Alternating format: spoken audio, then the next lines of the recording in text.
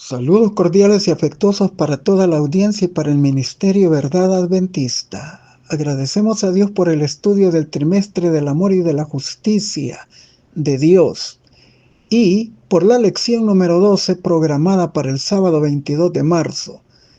Amor y justicia, los dos mandamientos más importantes. Si alguno dice yo amo a Dios, pero odia a su hermano, es mentiroso. Pues el que no ama a su hermano a quien ha visto, ¿cómo puede amar a Dios a quien no ha visto? Primera de Juan 4:20. Hemos venido analizando a lo largo del estudio del conflicto cósmico que ningún ser humano se encuentra en una posición neutral. Tarde o temprano se alinea con el Dios verdadero o con su enemigo Satanás. Los únicos espectadores de este conflicto son los seres de los mundos no caídos, 1 Corintios 4:9, pero no el pueblo de Dios. A la luz de la Biblia, la palabra profética más segura, sabemos que finalmente Dios pondrá en orden todo al concluir este conflicto.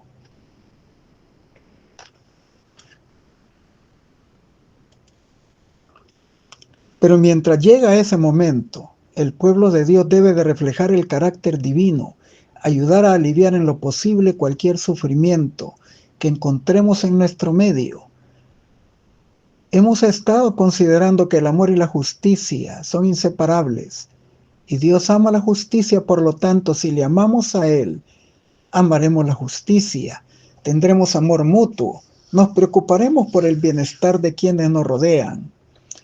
No podemos ser indiferentes ante el sufrimiento humano, sino preguntar a Dios en nuestras plegarias qué podemos hacer para promover el amor y la justicia de Dios y reflejar el carácter de nuestro perfecto Señor en este estropeado mundo.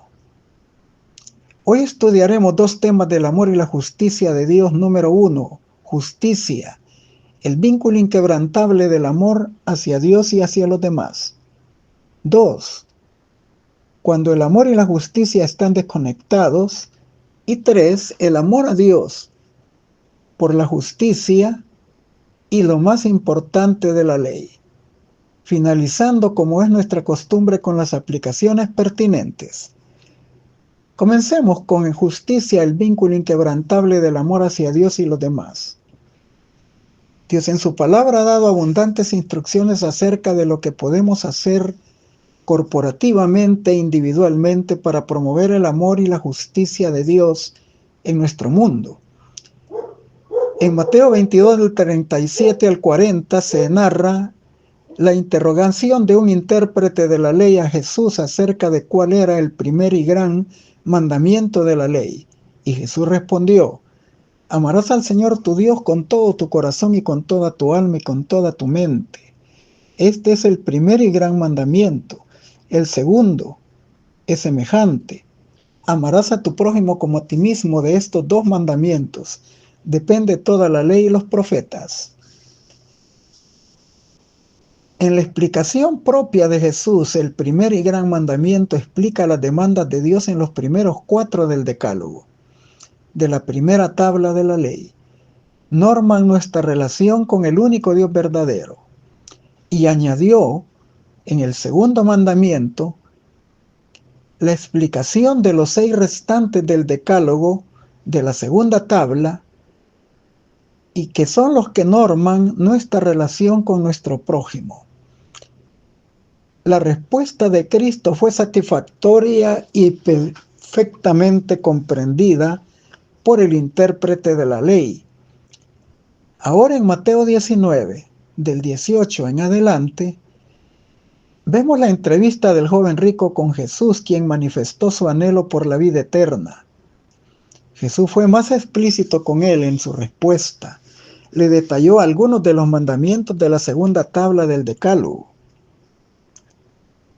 tales como no mates, no adulteres, no hurtarás, no digas falso testimonio, honra a tu padre y a tu madre, y amarás a tu prójimo como a ti mismo. La respuesta del joven es de que los había guardado desde sus edades tempranas. Jesús recalcó que conocer la teoría de la verdad no implicaba salvación, si no se practicaba en realidad los principios de la ley de Dios. Y después de recordarles su deber ante la Torá de compartir las bendiciones abundantes que había recibido con los más vulnerables y necesitados, el joven pudo descubrir como en un velo abierto que el principal afecto de su corazón no era en realidad el amor a Dios, sino el amor al dinero. Y vio con tristeza cómo el joven se retiraba y dijo a sus discípulos: de cierto os digo que difícilmente entrará un rico en el reino de los cielos. Mateo 19:23. En Mateo 22 del 1 al 9 explicó, después de narrar otra parábola, la de la invitación de las bodas, que ilustra la invitación del Evangelio del Reino. Jesús enseñó a los judíos las implicaciones que sobrevendrían sobre ellos por rechazarlo a él como Mesías, por negarse a recibir el Evangelio, por su infidelidad al pacto sempiterno, Deuteronomio 4:13, ya que sus obras no estaban en armonía con la fe que profesaban. Jesús les dijo que no se limitaron solamente a manifestar indiferencia o rechazo a su mensaje y a sus mensajeros y a Cristo mismo, sino que finalmente los asesinaron a los profetas y crucificaron a Cristo. La ley de Dios prohíbe matar. Aquí hay una grave disfunción entre la teoría de la verdad y la práctica. Los juicios retributivos que cayeron sobre los judíos fueron proporcionales a los privilegios y el conocimiento que poseían. 40 años después de que mataron a Cristo, los romanos destruyeron la ciudad y el santuario, tal como lo había profetizado Daniel 9:24 al 27. Muchos murieron y los pocos sobrevivientes fueron llevados cautivos a la diáspora. Mateo 22 del 1 al 8. Esta es una ilustración pálida de lo que será el juicio retributivo sobre el mundo entero, si no entiende lo vital que es respetar los principios de la santa ley de los 10 mandamientos, a la luz del Evangelio y con el amor y la gracia de Cristo en nuestros corazones. Continuamos con cuando el amor y la justicia están desconectados.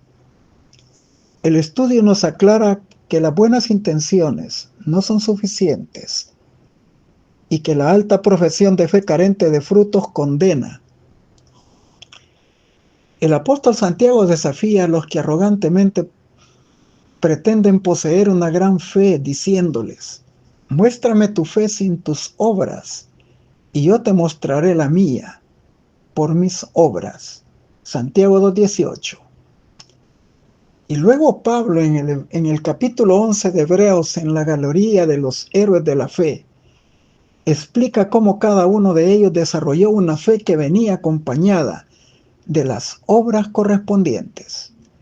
Nadie ha dicho que seguir el modelo bíblico será fácil, pero la obra de Dios demanda mucho más de lo que podemos dar: sacrificios.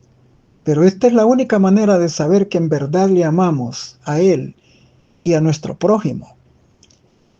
Si los 2 mandamientos más grandes son el amor a Dios y el amor a los demás, ¿cuáles son entonces los 2 pecados más grandes? Comencemos con el primero, uno de los más abominables a la vista de Dios: la idolatría. Salmo 96:5 dice: los dioses de las naciones son ídolos, pero Jehová hizo los cielos y la tierra. El salmista presenta a Dios como el creador, el rey soberano del universo. El segundo mandamiento del Decálogo prohíbe dar culto a ídolos o a cualquier otra semejanza, de arriba en los cielos y abajo en la tierra. Éxodo 20:4 al 6. Pablo no solo distingue que la adoración falsa implica desviarse a lo creado. Dice estas palabras en Romanos 1:25, ya que cambiaron la verdad de Dios por la mentira, dándole culto a la criatura antes que al Creador, el cual es bendito por todos los siglos. Y para comprobar que el Evangelio eterno armoniza con las demandas del Decálogo, tenemos el anuncio del mensaje del primer ángel que dice: temed a Dios y dadle gloria, porque la hora de su juicio ha llegado, y adorad a aquel que hizo el cielo, la tierra, el mar y la fuente de las aguas. La adoración verdadera es reservada exclusivamente al Creador y soberano de todo lo que existe en este universo. No podemos darle gloria a los seres creados. Dios no comparte su gloria. Tenemos el segundo pecado. Leemos primero en Zacarías 7 del 9 al 12. Así habló Jehová de los ejércitos diciendo: juzgad conforme a la verdad y haced misericordia y piedad cada uno con su hermano. No oprimáis a la viuda, al huérfano, al extranjero ni al pobre. Ninguno piense mal en su corazón contra su hermano, pero no quisieron escuchar, antes se volvieron la espalda, taparon sus oídos para no oír, pusieron su corazón como diamante para no oír la ley ni las palabras que Jehová de los ejércitos enviaba por el Espíritu Santo, por medio de los profetas primeros. Vino por tanto gran enojo de parte de Jehová de los ejércitos.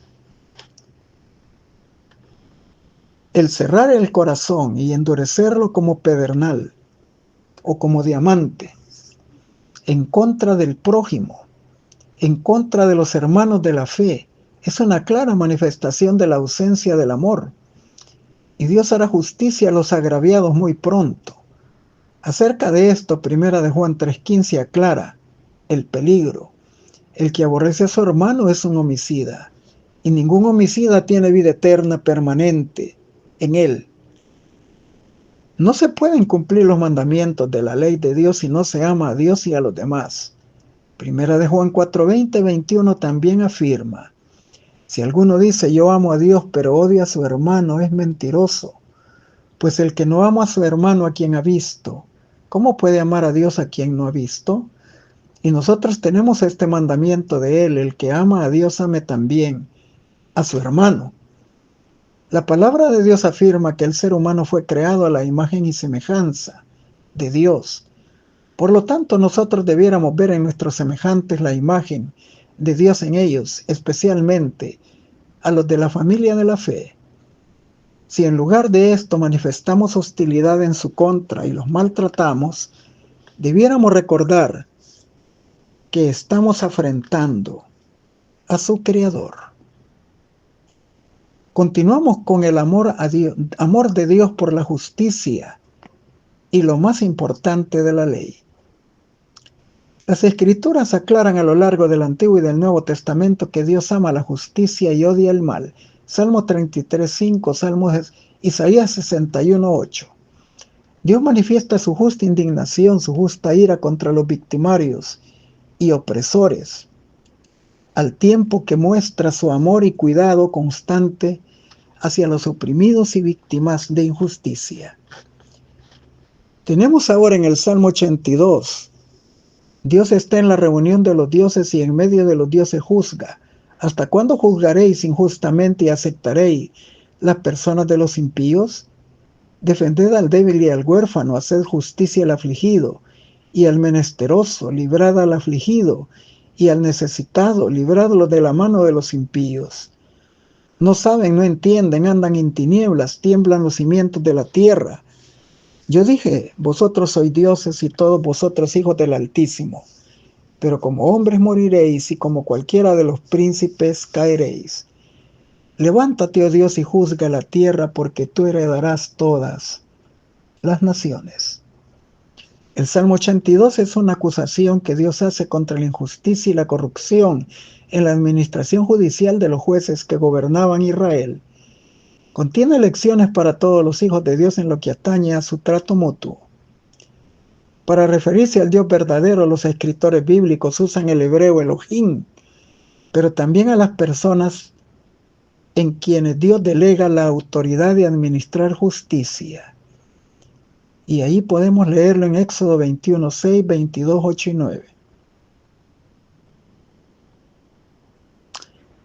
Los jueces entonces son Elohim por ser representantes de esa soberanía divina.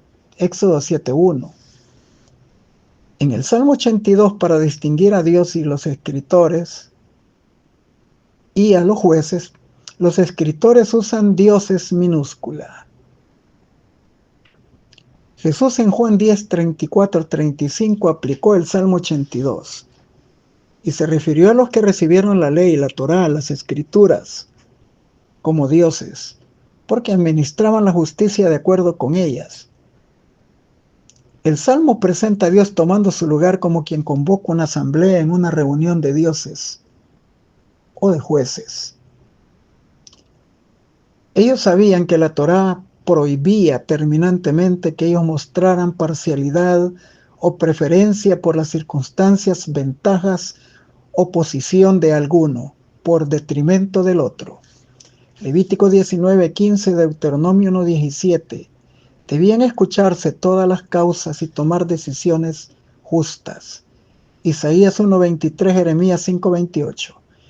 Pero Dios los observaba obrando injusticia como ciegos sin entendimiento y sin discernimiento espiritual. Los miraba tambaleando los principios fundamentales de su gobierno moral como un terremoto.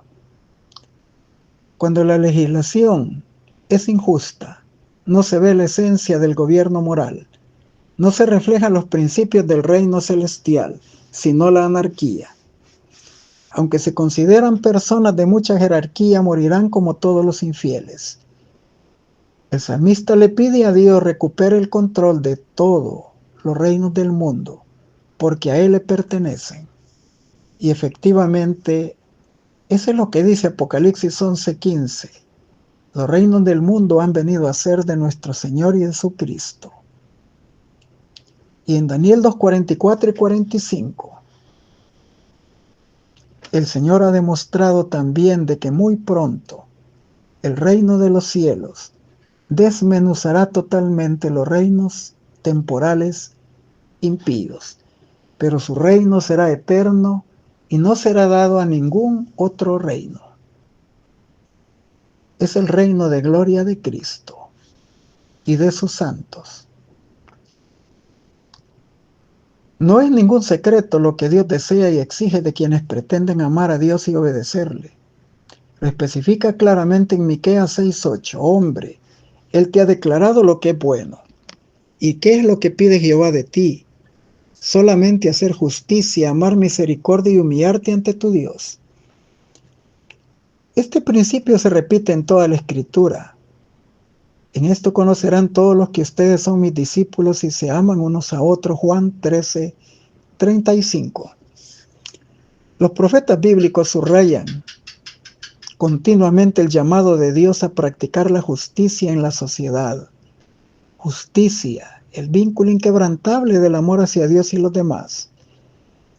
En las Escrituras, amar al prójimo implica acciones amorosas que incluyen compartir los beneficios o las bendiciones materiales y preocuparse por el bienestar de ellos. Dios es claro en su denuncia de los pecados que derivan de la injusticia y de la opresión. De hecho, su exhortación a traer juicio era en sí mismo un llamado a establecer la justicia. Y a lo largo de las Escrituras, los fieles esperan con ansia el juicio divino como algo muy bueno, ya que castigará a los malhechores y opresores y traerá la justicia y la liberación a las víctimas de la opresión. Con razón, entonces, los profetas denunciaban continuamente todo tipo de injusticia, incluyendo leyes, balanzas falsas y la injusticia y la opresión a los pobres, a las viudas o a otra persona vulnerable. El profeta Isaías no titubeó a la hora de hablar de la injusticia en Israel en su época. Sus palabras y llamado a la justicia aún deben resonar en nuestros oídos hoy. Él dijo: aprended a hacer el bien, buscad el derecho, socorred al agraviado, haced justicia al huérfano, amparad a la viuda. Isaías 1:17. Además dijo: hay contra los que dictan leyes injustas, para apartar del juicio a los pobres. Isaías 10:1-2. Advirtiendo: ¿qué haréis en el día del castigo? ¿A quién os acogeréis cuando no, para que os ayude cuando llegue de lejos el desastre? Isaías 10:3. Aunque las personas perpetran muchos males e injusticias, Jeremías proclama también su mensaje: ay del que edifica su casa sin justicia y sus salas sin equidad, sirviéndose de su prójimo, sin darle su salario de trabajo. ¿No comió y bebió tu padre y actuó conforme al derecho y la justicia y le fue bien? Él juzgó la causa del afligido y el necesitado y le fue bien. ¿No es esto conocerme a mí, dice Jehová? Jeremías 22:13, 15 y 16. Y finalmente aclara que Dios es quien continuamente ejerce misericordia, juicio y justicia en la tierra. Jeremías 9:24. En Mateo 23, del 23 al 30, es ahora el autor mismo de la Torá, Jesús, en persona, quien dirige su reclamo contra la injusticia hacia los representantes de la secta más rigurosa que profesaban observar la ley de Dios, pero que en verdad la estaban traspasando en sus mandamientos divinos, con una asombrosa disfunción entre su alta profesión y sus actos externos, para ser vistos y considerados piadosos a la vista de los hombres, y ocultando sus verdaderos motivos internos llenos de falsedad e hipocresía. Él les dijo: ay de vosotros, escribas y fariseos, hipócritas, porque diezmáis la mente y el anís y el comino y dejáis lo más importante de la ley, la justicia, la misericordia y la fe. Esto era necesario hacer sin dejar de hacer aquello. Mateo 23:23. En el pasaje paralelo de Lucas, Jesús se lamenta porque ellos pasaron por alto la justicia y el amor de Dios. Lucas 11:42. Jesús no se contradice al pedir que la buena práctica de un diezmo fiel esté adornada de una vida justa, llena de misericordia y de fe. Esto no solo enriquece la experiencia cristiana, sino que testifica la verdadera conversión. No solo en esta ocasión, el Señor enseña las demandas de la ley, que incluyen además de las acciones, los motivos que las propician. Es aquí donde la vida interior debe de ser transparente y manifestar correcta acción desde todo punto de vista. El problema de los fariseos era que estaban más interesados en su piedad exterior para ser alabados de los hombres, y eso lo llevó a la insinceridad y a la hipocresía. En otra confrontación con los intérpretes de la ley justo, después de que Jesús aclarara cuáles son los dos grandes mandamientos y más importantes, el amor a Dios y al prójimo, uno de ellos, un intérprete de la ley que, queriendo justificarse a sí mismo, dijo a Jesús: ¿y quién es mi prójimo? Lucas 10:29.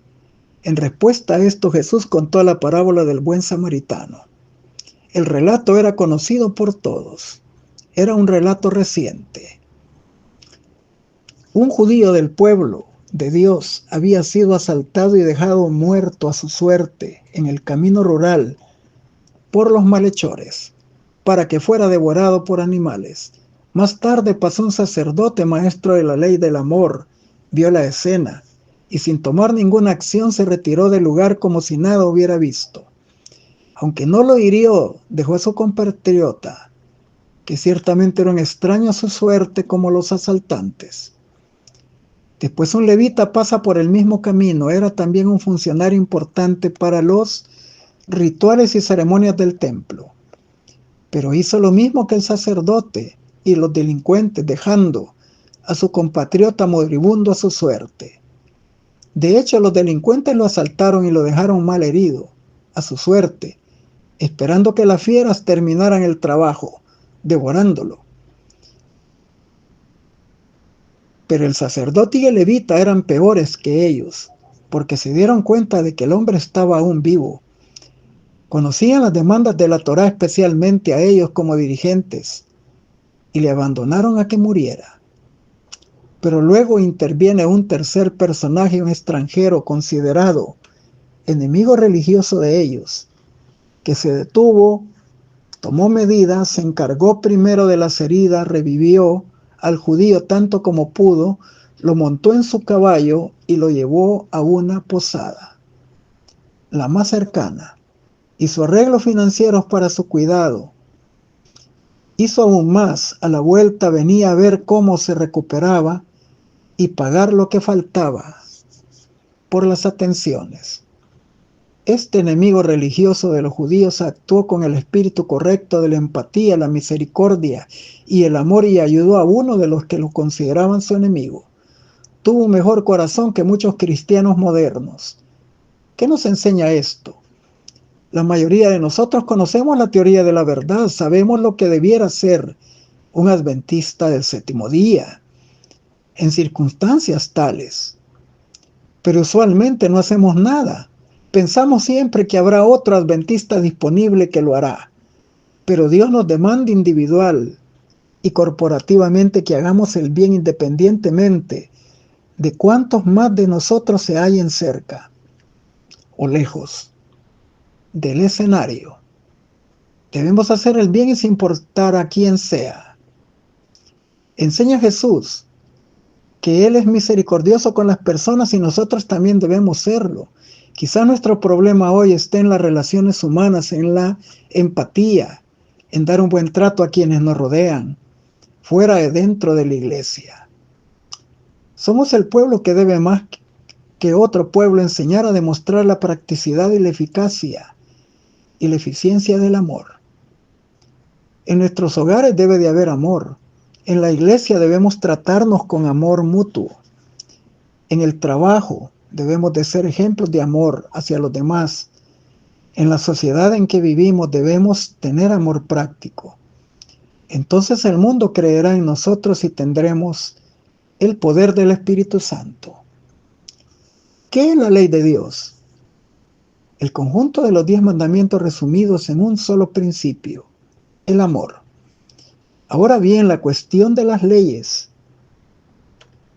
es sencilla de entender.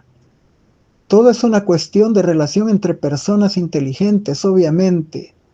Si lo somos, si pensamos y razonamos, tenemos que ser capaces de evaluar la forma de estas relaciones mutuas, si son constructivas o destructivas, si propician la felicidad o impactan traumáticamente a los demás. Uno de los grandes interrogantes es el equilibrio entre el amor y la justicia. Cuando solo se enfatiza el amor, nos volvemos liberales. Cuando enfatizamos la justicia con más fuerza, tendemos a condenar a la mayoría que no se ajusta a nuestros conceptos del mal o del bien. En el equilibrio del amor y la justicia, actuaríamos como lo hizo Jesús. Lo que Jesús espera de nosotros, donde quiera estemos, que seamos vistos como personas honestas, correctas, bondadosas, que lleven el bien hacia los demás, que sean misericordiosos, no dados a pleito, que busquen soluciones sabias. La ley de Dios es la ley del amor. Al infringirla, nos condena. Pero antes de condenarnos, aún la misma ley nos recuerda que ahí está la gracia redentora de Cristo. Y si buscamos su perdón, podemos ser salvados de la muerte eterna. Esto es una palabra en el principio de la misericordia. También debemos ser misericordiosos con los demás. Esto es lo mismo que amar a los demás como a nosotros mismos. Buscar ser cada vez más como Jesús. Amar a las personas significa actuar con justicia, mantener siempre el sentido común entre lo que se debe de hacer para que una persona se salve del mundo y de la condenación eterna, y lo que se debe de hacer para que no se regrese de nuevo al mundo, después de haber aceptado salvarse. Esto es ser en realidad un buen samaritano.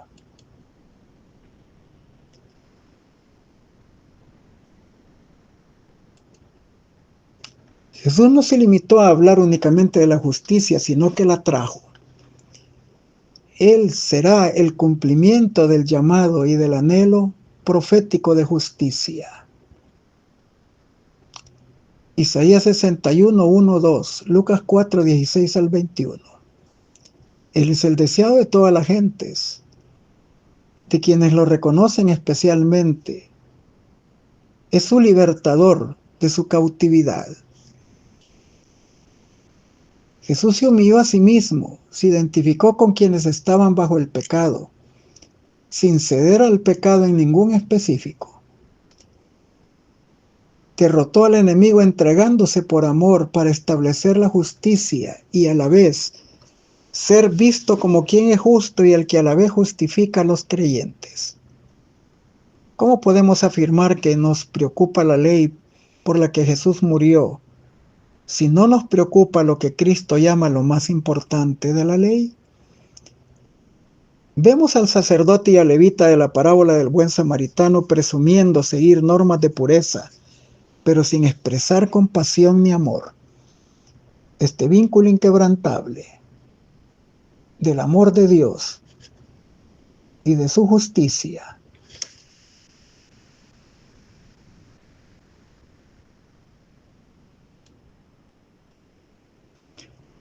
ese amor a Dios y al prójimo, en el sentido de promover la justicia, el bienestar de las personas, nos recuerda las palabras de Cristo en Mateo 25:40, desde un punto de vista cristológico.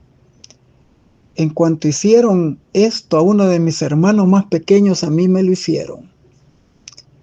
Y podemos verlo desde el lado opuesto, a la inversa. En cuanto no lo hicieron a uno de mis hermanos más pequeños, tampoco a mí lo hicieron.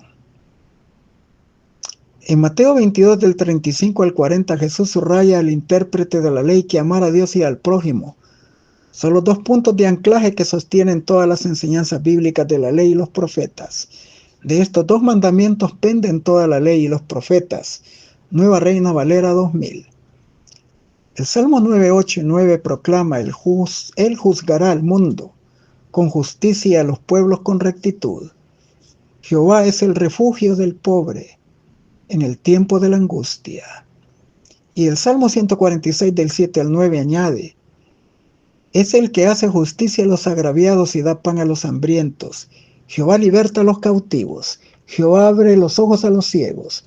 Jehová levanta a los caídos. Jehová ama a los justos. Jehová guarda a los extranjeros. Al huérfano y a la viuda sostiene. Y el camino de los impíos trastorna. ¿Podría la palabra de Dios ser aún más clara acerca de cómo debemos ayudar a los sufrientes y necesitados que nos rodean? Finalizamos con las aplicaciones pertinentes. El doctor de la ley no estaba satisfecho con la opinión y las obras de los fariseos. Había estado estudiando las escrituras con el deseo de conocer su significado real.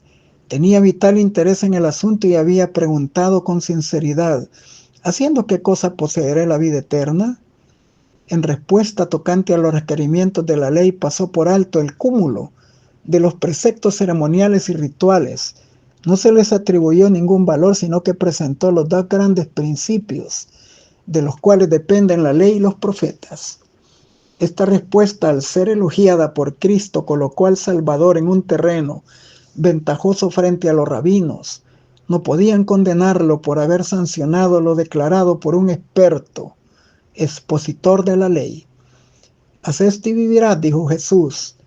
Presentó la ley como la unidad divina, enseñando: así que es imposible guardar un precepto y quebrantar otro, porque el mismo principio corre por todos ellos. El destino del hombre está determinado por su obediencia a toda la ley. El amor supremo a Dios y el amor imparcial al hombre son los principios que deben practicarse en la vida. El deseo de toda la gente es 460-461. Cuando este joven príncipe vino a Jesús, él vio su sinceridad y fervor y ganaron su corazón, y viéndole le amó. En este joven vio a uno que podría ser útil como predicador de justicia. Él quería recibirle, a este noble y talentoso joven, tan prestamente como recibió a los pobres pescadores que le siguieron. Si el joven hubiera consagrado su habilidad a la obra de salvar almas, hubiera sido un diligente obrero de éxito para Cristo. Pero primero debía aceptar las condiciones del discipulado, debía consagrarse a sí mismo sin reservas a Dios. Al llamado del Salvador, Juan, Pedro y Mateo y compañeros dejaron todo y le siguieron. Lucas 5:28. La misma consagración se exigió al joven príncipe, y en esto Cristo no pidió un sacrificio mayor del que él mismo había hecho, pues por amor a nosotros se hizo pobre siendo rico, para que nosotros por su pobreza fuésemos enriquecidos. 2 Corintios 8:9. El joven rico no solo tenía que seguir el camino recorrido por Cristo. Palabras de vida del Gran Maestro 392 y 393. Cristo presentó las únicas condiciones que se pondrían al príncipe, donde él desarrollaría un carácter cristiano. Sus palabras eran palabras de sabiduría. Aunque parecían severas y exigentes, en su aceptación y obediencia estaba la única esperanza de salvarse del príncipe. Su posición exaltada y bienes ejercían sobre su carácter una sutil influencia para el mal. Si los prefiriera, suplantarían a Dios en sus afectos. El guardar poco o mucho sin entregarlo a Dios sería retener aquello que reduciría su fuerza moral e eficiencia. Porque si se aprecian las cosas de este mundo, por inciertas e indignas que sean, llegan a absorberlo todo. Deseado de toda la gente es 479. Nuestro Creador demanda nuestra dedicación suprema, nuestra primera lealtad. Nada inferior a la obediencia a cada precepto, nada menos que el amor supremo a Dios y a nuestro prójimo, amarlo,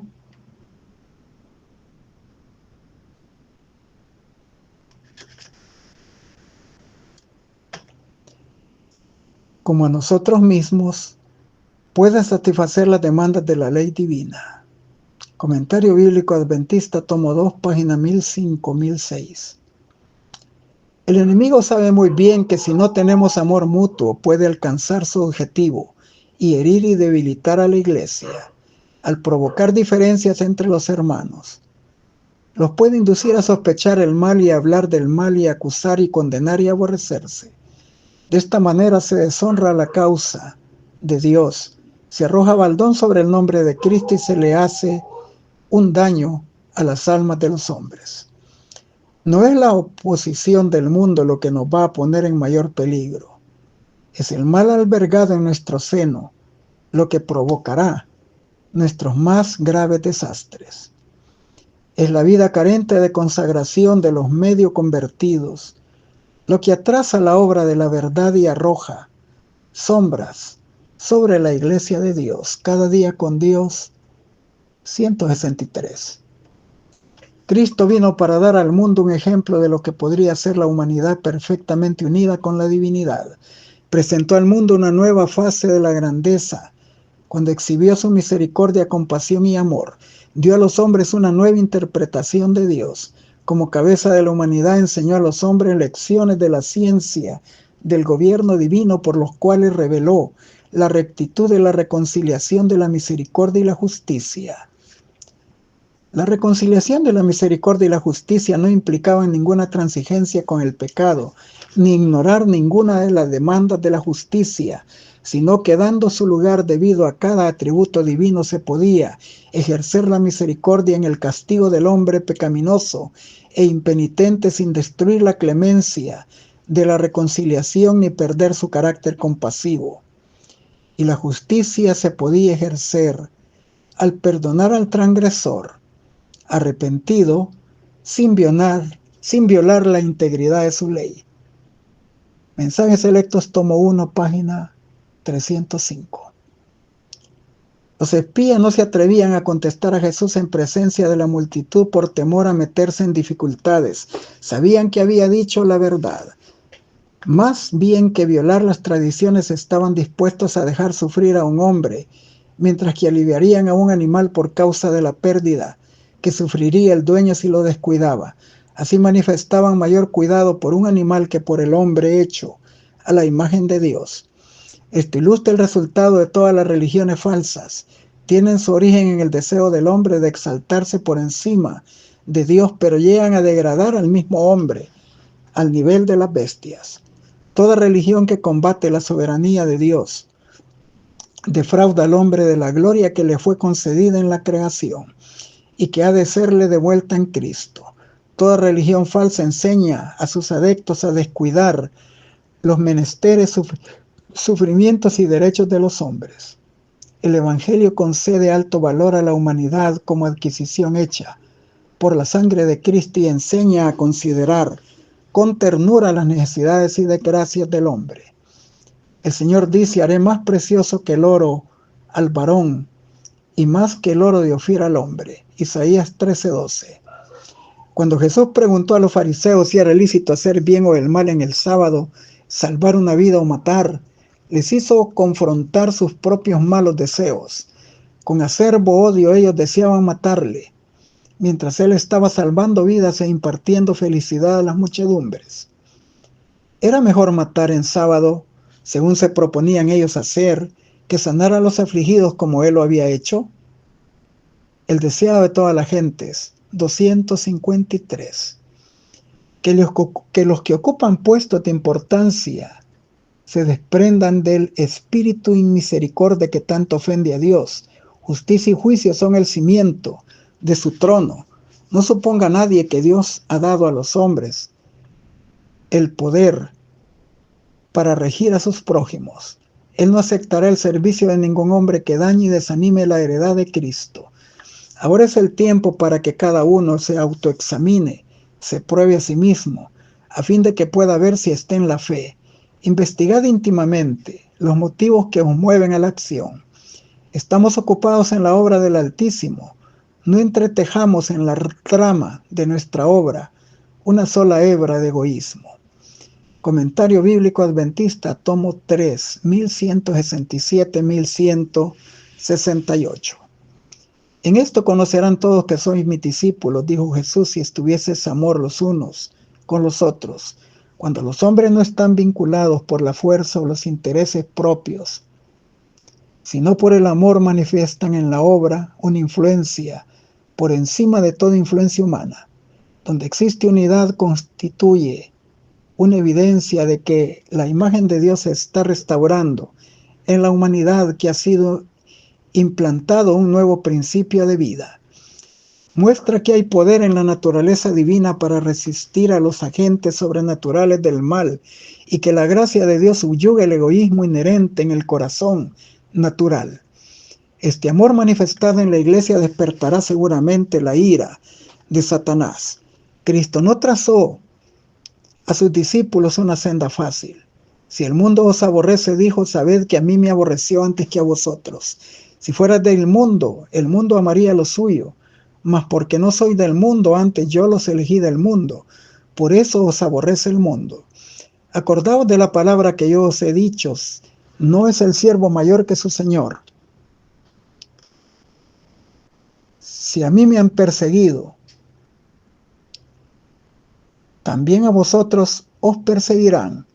Si han recibido mi palabra, también recibirán la vuestra. Mas todo esto harán por causa de mi nombre, porque no conocen al que me ha enviado. El Evangelio ha de ser proclamado mediante guerra agresiva en medio de la oposición, peligros, pérdidas y sufrimientos. Pero los que hacen esta obra están tan solo siguiendo los pasos de su maestro. El deseado de toda la gente, 631, 632. Exaltada Jesús, 11 de octubre, 292. Muchos son los que han desmayado y están desanimados en la gran lucha de la vida, cuando una palabra de bondadoso estímulo los hubiera fortalecido para vencer. Nunca debemos de pasar junto a un alma que sufre sin tratar de impartirle el consuelo con el cual somos nosotros, consolados por Dios. Todo esto no es sino el cumplimiento del principio de la ley, el principio ilustrado en la historia del buen samaritano y manifestado en la vida de Jesús. Su carácter revela el verdadero significado de la ley y muestra que es el amar al prójimo como a nosotros mismos. Cuando los hijos de Dios manifiestan misericordia, bondad y amor hacia todos los hombres, también atestiguan el carácter de los estatutos del cielo. Dan testimonio de que la ley de Jehová es perfecta, que convierte el alma. Salmo 19:7. Y cualquiera que deja de manifestar este amor viola la ley que profesa reverenciar. Por el sentimiento que manifiestamos hacia nuestros hermanos, declaramos cuál es nuestro sentimiento hacia Dios. El amor de Dios en el corazón es la única fuente de amor al prójimo. Si alguno dice yo amo a Dios y aborrece al hermano, es mentiroso, porque el que no ama a su hermano al cual ha visto, ¿cómo puede amar a Dios a quien no ha visto? Amados, si nos amamos unos a otros, Dios está con nosotros y su amor es perfecto en nosotros. El deseado de toda la gente es 466. Las características más necesarias y que deben atesorar los que respetan los mandamientos de Dios son la paciencia y la perseverancia. La paz y el amor. Cuando falta amor ocurre una pérdida irreparable. Las personas se alejarán de la verdad, aun cuando se hayan relacionado con la causa de Dios. Nuestros hermanos que ocupan puestos de responsabilidad y que ejercen poderosa influencia debieran recordar las palabras del apóstol Pablo inspiradas por el Espíritu Santo. Así que los que fuertes deben soportar la flaqueza de los débiles y no nos agradamos a nosotros mismos. Cada uno de nosotros agrade a su prójimo en lo que es bueno para edificación, porque ni aun Cristo se agradó a sí mismo. Aten bien como está escrito, los vituperios de los que te vituperaban cayeron sobre mí. Romanos 15 del 1 al 3. Testimonios para la Iglesia, tomo 6, 397, 398. Por muy noble que sea lo profesado por aquel cuyo corazón no está lleno de amor a Dios y a sus semejantes, no es un verdadero discípulo de Cristo. Aunque posea gran fe y tenga poder aún para hacer milagros, sin amor su fe será inútil. Podrá desplegar gran liberalidad, pero si el motivo es otro que el amor genuino, aunque dé todos sus bienes para alimentar a los pobres, la acción no le merecerá el favor de Dios. En su celo podrá afrontar el martirio, pero si no obra por amor será considerado por Dios como un engañado entusiasta o ambicioso hipócrita. La caridad es sufrida, es benigna. La caridad no tiene envidia. La caridad no es sin razón. La caridad no se ensancha. El gozo más puro surge de la más profunda humildad. Los caracteres más fuertes y nobles están edificados sobre el fundamento de la paciencia, el amor y la sumisión a la voluntad de Dios. Los Hechos de los Apóstoles, 256, 257. Les deseo un bendito sábado en la presencia gloriosa de nuestro Señor.